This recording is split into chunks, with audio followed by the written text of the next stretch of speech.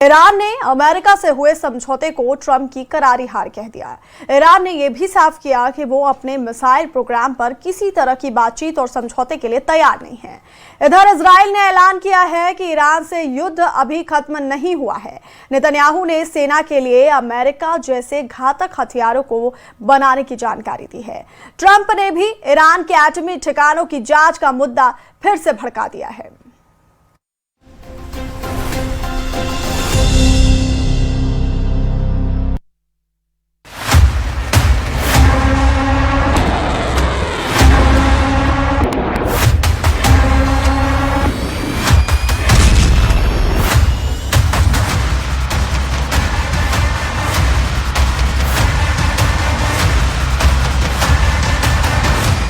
Iran front शांत होते ही Israel ने 2 वॉर जोन फुल फोर्स में एक्टिव कर दिए।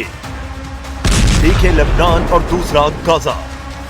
हिजबुल्लाह और हमास को इजराइल फिर कुचलने लगा है। ट्रंप के F-35 से इजराइल बमबारी कर रहा है। ट्रंप के F-16 से इजराइल मिसाइलें मार रहा है। ट्रंप के अपाचे हेलीकॉप्टर से इजराइल तबाही मचा रहा है। ट्रंप के दिए GBU-39 बम से इजराइल ईरान समर्थित लड़ाकों को दहला रहा है। लेकिन ट्रंप ऐसा बयान दे रहे हैं जिससे ईरान और इजराइल दोनों की उलझन बढ़ी हुई है। आखिर ट्रंप चाहते क्या हैं?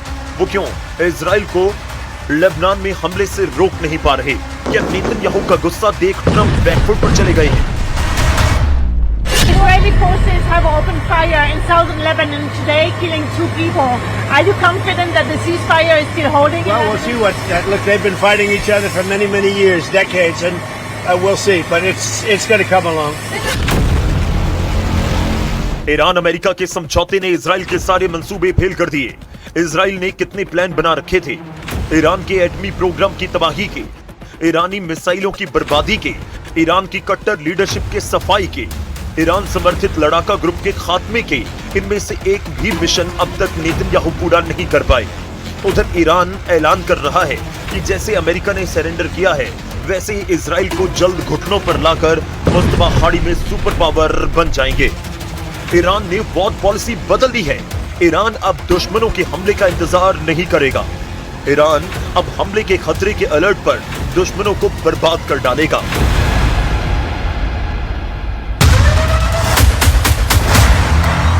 ट्रंप को अपनी शर्तें मनवाने वाले ईरानी संसद स्पीकर ने यह अपडेट दिया है।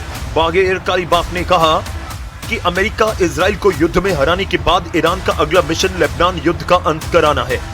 कालीबाफ ने धमकी दी है कि नेतन्याहू ने हिजबुल्लाह पर हमले बंद नहीं किए तो तेल अवीव को मिसाइलों से पाट दिया जाएगा।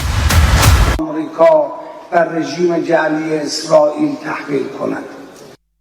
जमहूरी इस्लामी ईरान با وجود همه رنج‌ها و خسارت‌هایی که در جنگ تحمیلی اخیر متحمل شد بر یک قاعده اساسی اصرار دارد و آن ट्रंप ने ईरान को अंधाधुंध मिसाइल प्रोडक्शन का लाइसेंस दे दिया है। ट्रंप ने यह तक कह दिया कि ईरान के पास मिसाइलें होनी चाहिए, जबकि ईरान की मिसाइल फायर पावर ने ही अमेरिका को सीज फायर के लिए मजबूर किया है। इजराइल ट्रंप को इसी खतरे पर गौर करने की अपील बार बार कर रहा है, लेकिन ट्रंप पर फर्क नहीं पड़ रहा। ट्रंप ने ईरान को मिसाइलें रखने की परमिशन दी है। ईरान भी खुल्लम खुल्ला कह रहा है कि वो अपनी मिसाइलों पर कोई समझौता नहीं करने वाला। قطعاً کشور ما رو اینا رحم نمی‌کردن و قدرت ما رو نابود می‌کردن. در نتیجه هیچ وقت هیچگاه در مقابل توان دفاعی خودمون با هیچ کس گفتگو نخواهیم کرد.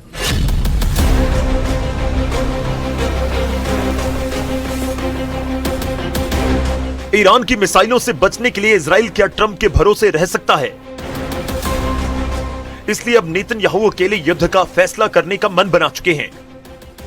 उन्होंने अपनी वॉर टीम को नए ऑर्डर दिए। नेतन्याहू चाहते हैं कि इजराइल की सेना अब अमेरिका हथियारों के भरोसे न रहे, यानी इजराइल अब हथियारों के नए कारखाने एक्टिव करने वाला है। इजराइल स्वदेशी जंगी लड़ाके बनाने जा रहा है। फिलहाल अमेरिका के दिए जिन हथियारों से इजराइल सभी दुश्मनों पर भारी पड़ता है, उस लिस्ट के घातक जंगी लड़ाकों के नाम जान लीजिए। इजराइल के पास अमेरिका के दिए F-35, F-15 और F-35 जंगी जेट हैं।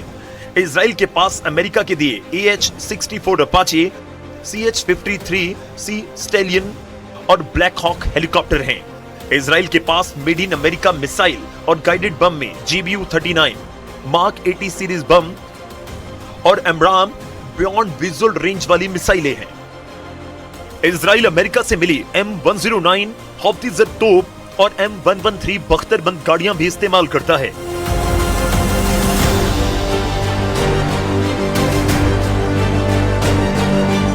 इजराइल ने जिन बंकर बस्टर GBU-28 बमों से दुश्मनों के गढ़ में घुसकर हमले किए, वो भी अमेरिका के दिए हुए हैं। अमेरिका के हथियार इजराइल के लिए कवच का काम करते हैं, लेकिन उससे ज्यादा काम आता है अमेरिका का खौफ। अगर अमेरिका ने इजराइल के सर से हाथ हटा लिया तो वो अकेले युद्ध में टिक पाएगा मुश्किल है, क्योंकि इजराइल के दुश्मन एक दो देश नहीं है। इजराइल मुस्लिम वर्ल्ड का विलेन कहा जाता है, जिसे तबाह करने के लिए कई देश मौके तलाश रहे हैं। हालांकि अभी नेतन्याहू को उम्मीद है कि ट्रंप अपना रुख बदलेंगे, क्योंकि ईरान के एटमी प्रोग्राम पर ट्रंप का पारा हाई है। उन्होंने एक बार फिर यह बात कही कि ईरान के एटमी सेंटर की जांच की जाएगी। Iranians are saying there's no scheduled visit for the IAEA inspectors. Is that part of your agreement? They're wrong. They're wrong. They know they're wrong. They told us inside, and we have it down 100% inspections. And if they were right, I'd cancel the meetings right now. Iran की missile power केवल Israel के लिए tension नहीं है, ये उन दुश्मनों के लिए भी खौफ का नाम है जिन्हें ईरान बख्शने के लिए तैयार नहीं। खाड़ी के कुछ देशों से ईरान को अभी हिसाब बराबर करना है। इस मिशन को ईरान अपने लड़ाका ग्रुप को बचाने के बाद शुरू कर सकता है। फिलहाल ईरान हिजबुल्लाह को बचाने के लिए जोर लगा रहा है। रेवोल्यूशनरी फोर्स हिजबुल्लाह को अल्मास जैसी मिसाइलों की सप्लाई तेज करने के सिग्नल दे रहे हैं, क्योंकि फाइटर ग्रुप ने अल्मास के धमाकों से इजराइल को कई मौकों पर पीछे धकेला है। यह है वो अल्मास मिसाइल जो ईरान ने बनाई और फिर हिजबुल्लाह को सप्लाई की।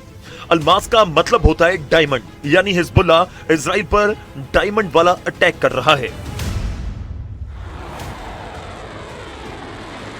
अल्मास मिसाइल का कनेक्शन इजराइल की स्पाइक मिसाइल से है। 2006 में हुए इजराइल और हिजबुल्लाह के युद्ध में इजराइल की स्पाइक मिसाइल हिजबुल्लाह के हाथ लग गई थी। उसके बाद यह मिसाइल ईरान तक पहुंची और ईरान ने तैयार कर ली स्पाइक की हूबहू नकल। अब हिजबुल्लाह इसी मिसाइलों से इजराइल पर ताबड़तोड़ हमले कर युद्ध जीतने की तैयारी में है।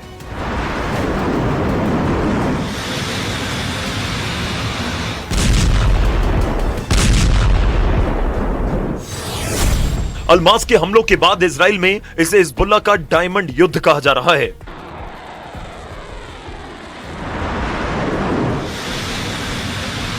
अल्मास मिसाइलों से हिजबुल्लाह ने पहले माउंट मेरॉन पर कई हमले किए। ये जगह लेबनान इजराइल बॉर्डर पर है, जहां लड़ाका ग्रुप ने टारगेट किया आयरन डोम के रडार को। माउंट मेरॉन पर एक ही हमले में बहुत ही सटीक तरह से उसे उड़ा डाला गया नेतन्याहू का सिक्योरिटी कवच। इसी रडार से इजराइल हिजबुल्लाह के रॉकेट को ट्रैक करता है। ऐसे हमले इजराइल के लिए बड़ा चैलेंज बन गए हैं। कब हिजबुल्लाह की कौन सी मिसाइल टकराएगी, कब हिजबुल्लाह के रॉकेट गिरेंगे, इजराइल की सेना के लिए ये बड़ी पहेली बन चुकी है।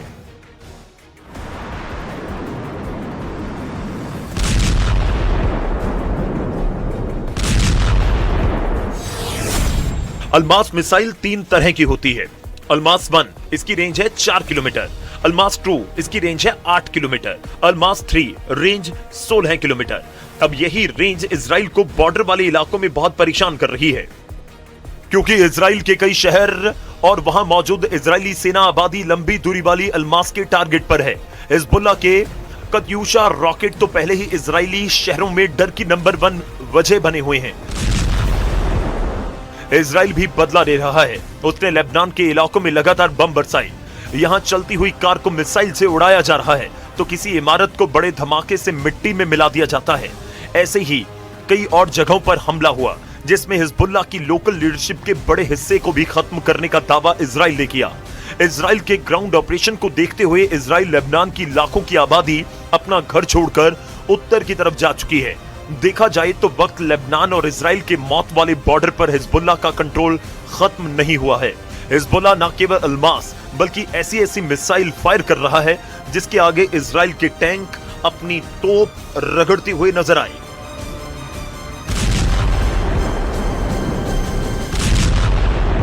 हिजबुल्लाह के पास है 3 बहुत ही खतरनाक एंटी टैंक मिसाइल और मल्टी बैरल रॉकेट लॉन्चर।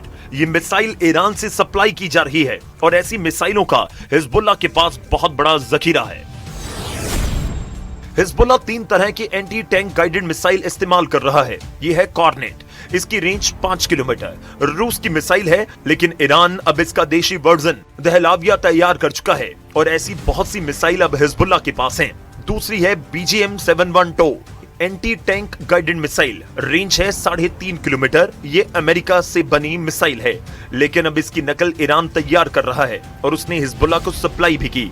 और तीसरी है AT-5 कॉनकोर्ड्स, रेंज 4 किलोमीटर। रूस ने बनाई है और अब ईरान में यह तौसान नाम से तैयार की जाती है।